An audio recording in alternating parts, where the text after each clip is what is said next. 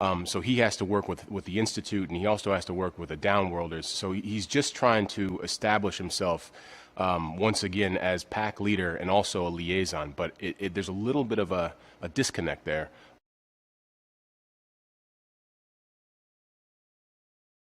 Little by little, he's starting to get into, oh, cool, I can jump really high now because I'm super strong and I can move really quickly in my senses. So he's starting to kind of take ownership of being a vampire.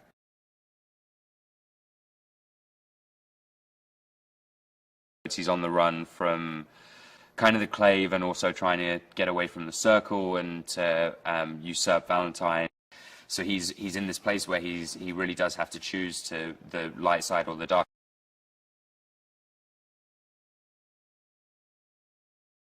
So we normally see Izzy as very strong, as very powerful, and there's going to come a point in season 2 where she is very vulnerable. She makes decisions she probably shouldn't be making, and hopefully she can find a way out of this.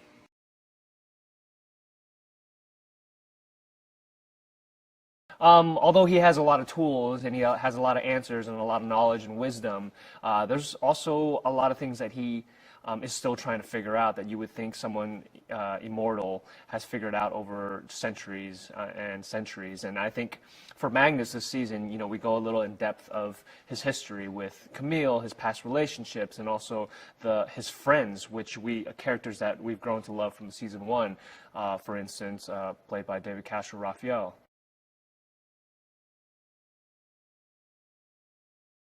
A huge part of Clary's journey moving into season 2 is that she gets a chance to look back at her mundane life a bit. And in season 1, she was ripped out of it. She didn't have a chance to make a choice. She didn't have a chance to look back. She has a chance to kind of look at it and decide where she wants to be. Does she really want to be a Shadowhunter? Does she want to go back to her mundane life? Does she even have a choice? And that's something that Clary is constantly torn between those two worlds, between her mundane upbringing and her Shadowhunter blood. And that is a real interplay that, you know, pulls her back and forth.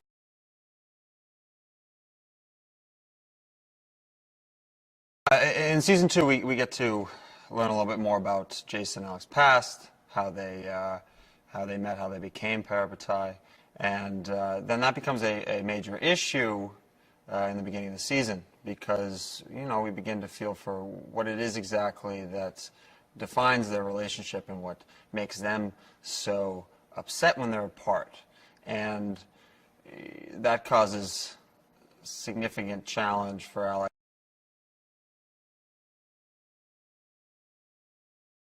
At the end of last season, you saw Clary get her mom back, which is something that she's been pursuing the entire season. It's something that she's really been striving for. It's what all of her effort went into. And so that relationship kind of becomes a double-edged sword, because yes, she has her mom back, and yes, that's everything she's wanted, but Clary has grown so much, and she's changed. She's grown up, she's matured, she's learned about this world, she's become a Shadowhunter. And her mom still sees her as the little girl that began season 1. So seeing how their relationship changes and how they try to reconnect is interesting, to say the least.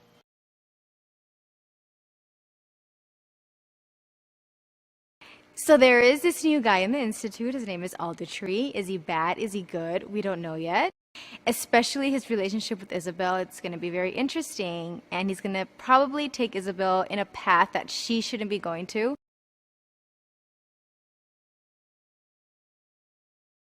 Sure. Well, the challenges are even darker in season 2, because Valentine has taken the next step with that mortal cup. So Valentine is more powerful than ever. And for Clary, you're wrestling with, not only is this villain super powerful, he's your father. So, you know, you're dealing with these filial issues of, is my father really like that? If my father's like that, what does that make me like that? And if my mother's been lying to me, then how does that reflect on myself? So Clary is struggling with a lot of self-identity issues. And part of her just wants to go back to the Brooklyn Academy of Art and draw and be a mundane, because life was pretty cool. She could go see Simon's band. She could hang out at Java Jones. But guess what? The world needs her more than ever. And this poor little kid who's only 8, she just turned 18, the world now is on her shoulders. And I feel sorry for Clary, but I'm so excited for Clary because what a journey she's going to go on.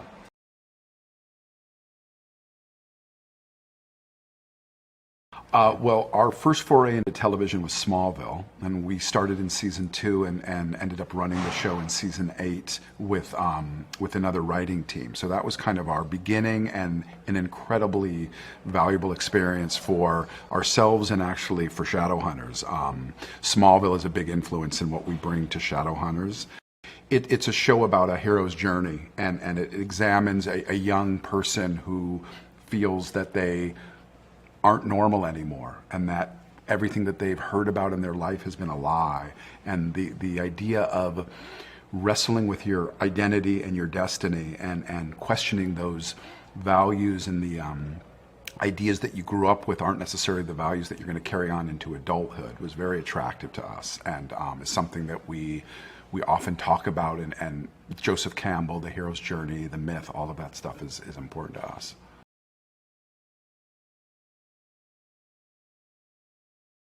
Well, I think the first thing we wanted to do is really delve into the characters and make sure we're getting the most out of the characters and what Cassandra Clare created in the books, and the relationships between them, and sort of take a step back. So we wanted to take a step back and just see how we could best harness the energy between the characters and their sort of growth and their coming of age stories.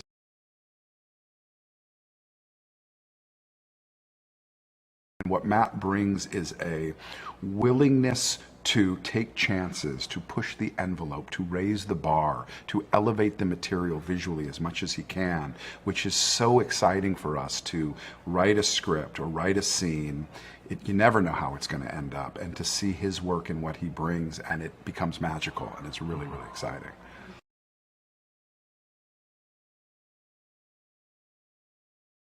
It's looking like a movie, which is really cool. It's Matt's bringing this flavor of authenticity and realism to the show, which is really developing it and progressing us in a way that we have always wanted to aim to. So Matt's a real asset to this team.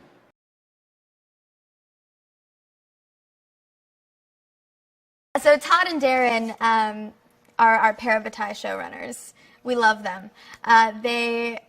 That joke came from the writer's room, not from me. I can't take credit for it. But what I do have to say about them is that they have taken on this show in a great way, and they're giving it a new interpretation, and they're really bringing their own expertise to it, and forcing the characters into situations that normally they wouldn't be in, and it pushes them to a place where you get to see different sides of the characters, where you get to see them interact differently and maybe with different other characters and in different circumstances that force them to grow.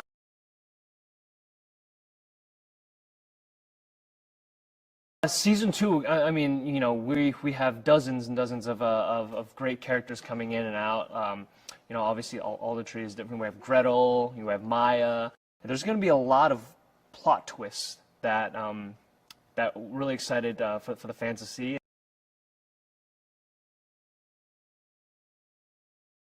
The look of the show has really taken a new life. It's darker, it's grittier, there's a sense, oddly enough, more of a sense of realism to the show. It's very grounded. It's things are more tactile and more real, and it's definitely taken a turn, but a lot of that has to do with Matt Hastings and his vision for the show, and he's taking it in a direction that I think is really going to be a benefit and help the show grow and help the show, because we are taking these darker turns in the story. The visual part of the show has to follow suit, but he's been just a joy to work with, and his vision and attention to detail are just impeccable.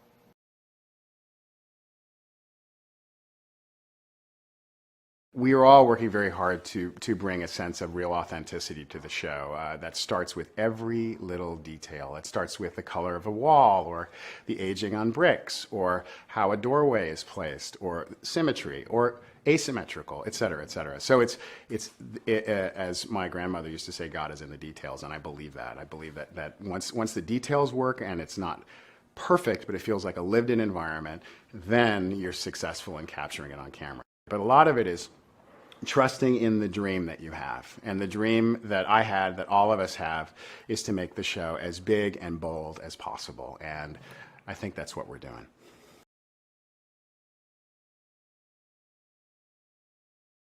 I approach it with a seriousness of purpose. The most important thing for me in a genre show is that it feels grounded and real, that you feel like these people could exist in and amongst your friends, and they could exist in society as it exists.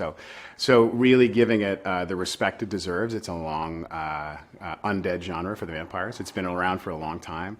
And I think the stuff that really works is the stuff where you have relatable characters, and that the genre is the icing on top of it. So creating a world where these extraordinary beings could really exist. So I think in the end, it's about respecting the audience and delivering something that is uncommon.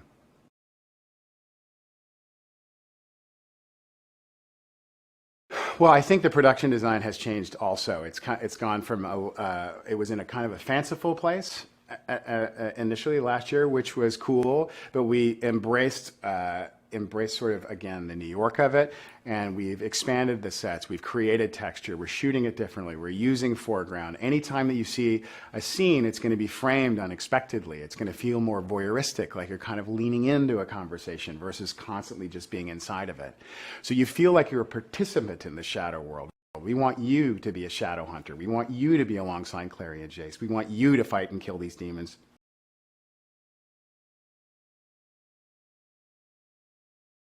I think the fans will be really surprised to see the stunt work. It is a level that you don't normally see on television, and the cast has been training all year long for this. We have this new stunt coordinator, Darren McGuire, and he's coming up with stuff that's blowing our mind on a daily basis. So stunts are going to be to the next level. Visual effects are going to be to the next level. Magnus's magic has been revamped. The portal's been revamped. Vamp speed's been revamped. Vamp. And it is coming together like a visual potpourri. When you put it all together, it's so exciting.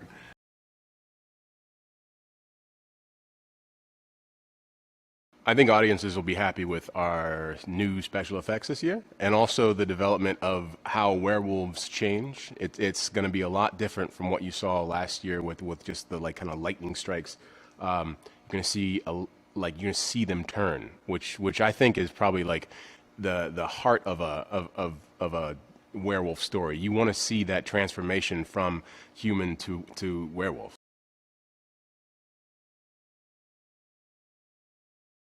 In the books, they talk about the idea of pillars. Simon's mom says to Simon that in life you get like 3 pillars. And Simon knows that he's one of Clary's pillars. Simon's the only person that kind of is able to center her. So I think he does that for her because she does that for him. Whenever he's lost, he can go to Clary and find, okay, this is where I am. They're like, I don't know, like the lighthouse. They're each other's lighthouses in that sense. They can always find it and then know where they are.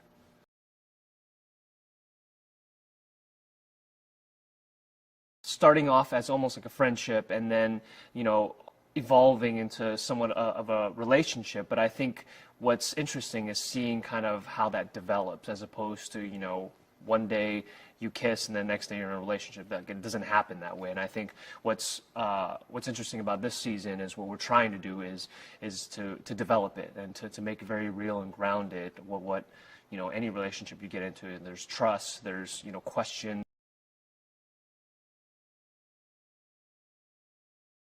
Yeah, it's interesting because you get the opportunity to provide a shadow hunter with a experience that would be considered largely mundane. That's not really Alex's vibe, you know? So it might not go right, or maybe it does.